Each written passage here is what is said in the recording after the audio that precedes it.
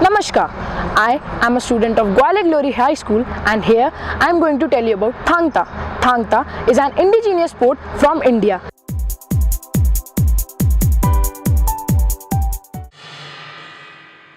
Yuan Langlon is an Indian martial art from Manipur. In the Meitei language, Yuan means war while Langlon means net, knowledge or art. It consists of two main components, Thang Ta, armed combat, and Sarit Sarek, unwound fighting. The primary weapons of Yuan Langlon are the Thang, sword, and the Ta, spear.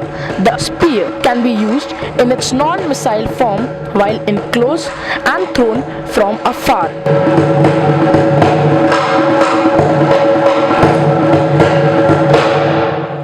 Other weapons include hand strikes, kicks, and grappling. The Thang Ta aspect of Yuan Langlon can be practiced in three ways: ritual, demonstration, and combat.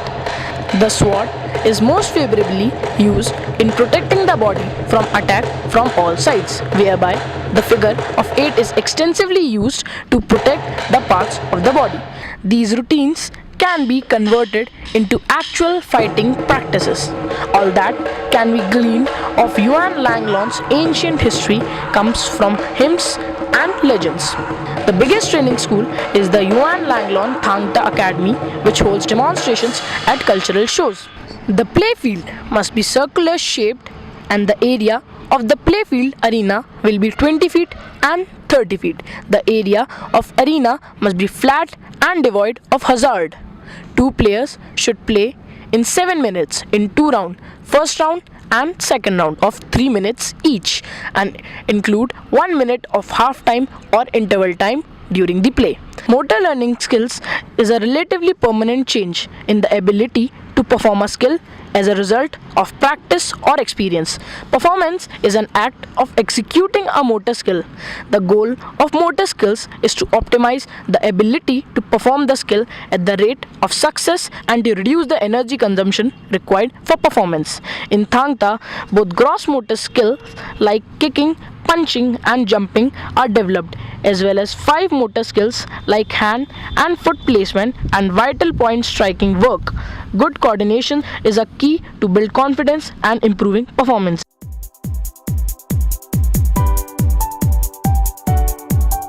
Namaskar, I am a student of Gwalior Glory High School and today I would like to tell you about Kabaddi. Kabaddi is an indigenous sport from India. The students of Gwalior Glory High School, Gwalior, Madhya Pradesh, are going to play this sport under the supervision of the physical education teachers. Let's understand the rules. Kabaddi court measures 13 by 10 meter with the midline dividing the court into 2 halves. Each team starts the game with 7 players on court and 5 substitute.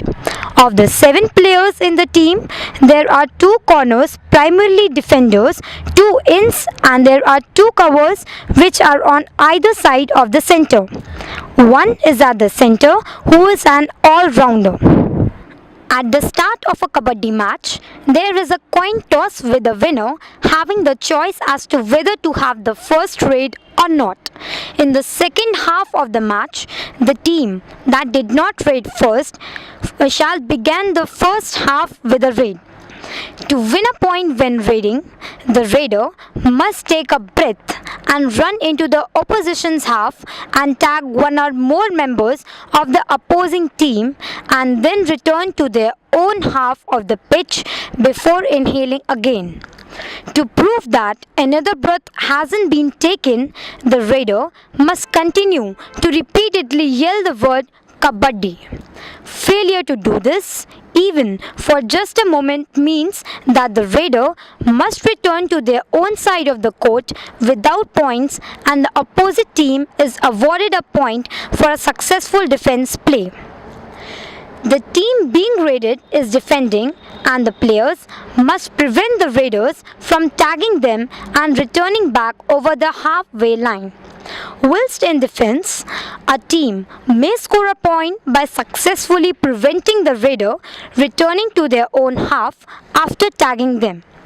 Raiders may only be grabbed by their limbs or so, not by their hair, clothes, or anywhere else, and defenders are not permitted to cross the center line. The game continues in this way until the time is up, and the team with the most points at the end of the match is declared the winner. Kabaddi requires a use of large muscle groups to perform tasks like running, balancing, and crawling.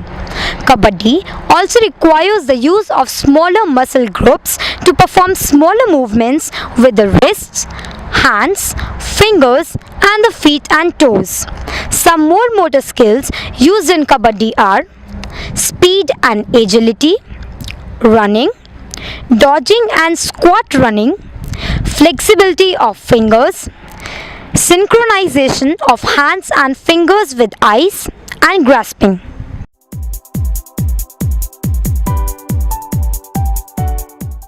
Namaskar. I'm a student of Gwalior Glory High School. Today, I would like to tell you about Kho-Kho. Kho-Kho is an indigenous sport from India. The students of Gwalior Glory High School, Gwalior, Madhya Pradesh are going to play this sport under the supervision of physical education teachers. Come, let's watch the sport and understand the rules. Kho-Kho is played on rectangular court with a line drawn lengthwise across the center. There are two teams with 12 players each, out of which players play the game at a time. The teams are called a chasing team and defending team. The chasing team enters the court first, and 8 of the 9 players sit on the center line, all evenly spaced out. The players alternately face opposite directions away from the center line. The 9th player is the chaser. Once the chasing team takes the respective positions, then 3 defenders from the defending team enter the court. The game now starts with the whistle, where the chasing team tries to capture as many defenders as possible within 9 minutes. There are 4 innings of 9 minutes, each giving both the teams 2 sets of equal opportunities to chase as well as defend. During the play, the defenders can cross the center line to escape from the chaser. However, the chaser can run in only one direction once he starts. He can switch his position with any of his teammates by touching a sitting teammate on the back and shouting out, "Kho."